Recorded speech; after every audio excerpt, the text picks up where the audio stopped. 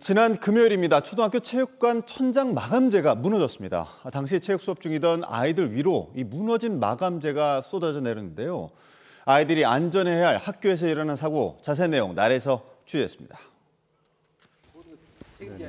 사고가 발생한 여수 문수동의 한 초등학교를 찾았습니다.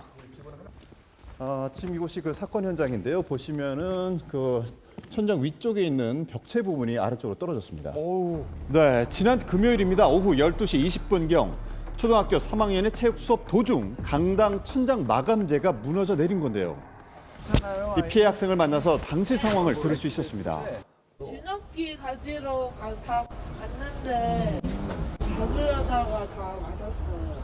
얘가 봤을 때 그때 선생님 기절했다고. 기절한 것 같아요. 밑에 선생님도 배웠으니까 밑에서도 대처가 안 되고 멀리 떨어졌던 애들만 무너진다고 그냥 피한 거고 그리고 그 밑에서 이미 이제 잡고 있던 애들은 그냥 바로 맞은 거예요. 막 선생님이 자기 괜찮다고 하는데 그만에 나가 선생님 말이 안 다친 애들은 그런 애는 모르고 없고 어떻게 할 될지 모르게 애기들이니까.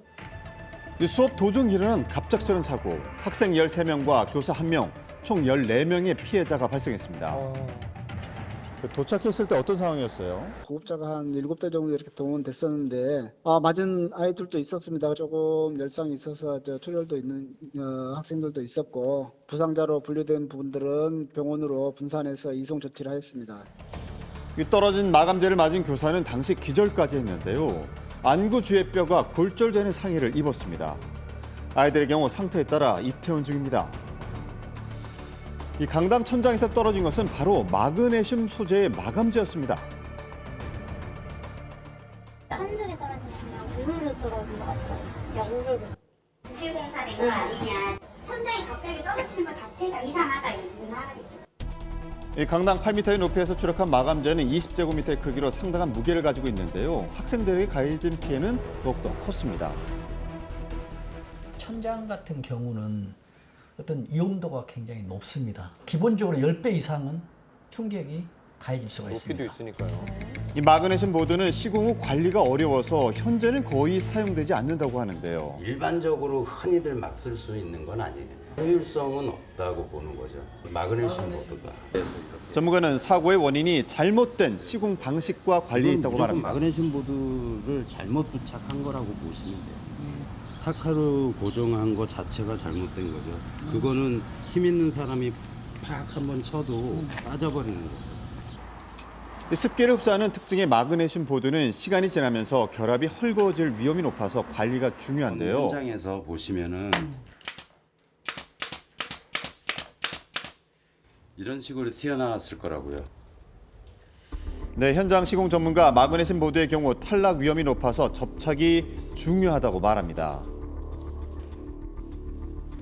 또한 내부 마감재에 대한 정확한 시공 기준과 관리 기준이 없는데요. 접합 면적을 굉장히 많이 해야 되는데 보면 수직 부재만 있고 수평 부재는 없거든요. 지탱이 안 그런 되는군요. 상태에서 반복된 피로 하중 때문에 나중에 헐거워져서 떨어지지 않았나. 마감재가 무너진 후 뼈대만 남아있는 천장. 천장 마감재인 마그네슘 보드를 받쳤던 받침 틀이 연결 미흡으로 무게를 견디지 못해서 통째로 떨어진 것으로 보입니다. 아주 위험하네요.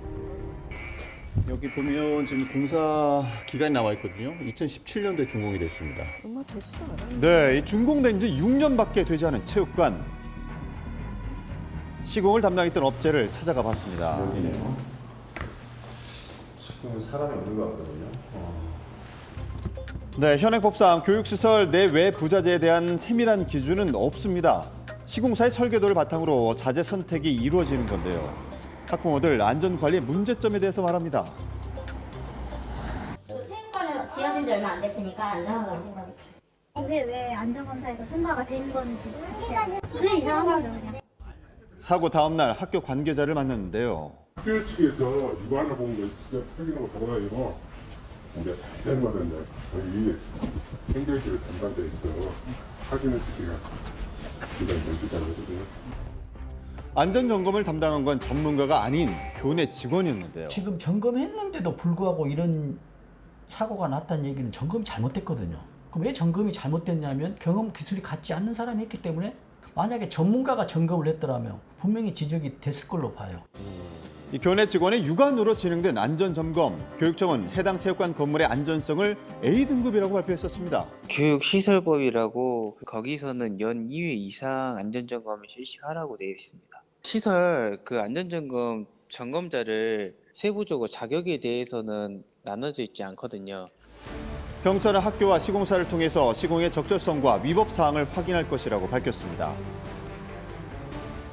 3, 4조 스포보드가 아니라 다른 거였으면 더 큰일 났을 텐데. 지은 지 얼마 되도 안 됐는데 이제 저런 사고 났고 저 다른 데는 저 오래전에 졌잖아.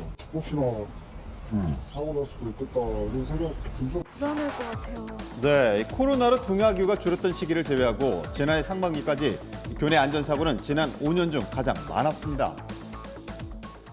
안전 약자인 어린이가 다중이 이용하고 있는 시설이기 때문에 조금 더 강화를 해서 관계 전문가라든가 전문 기관에서 면밀하게 볼 수 있는 안전 진단 기준이 조금 더 강화해졌으면 좋겠어요.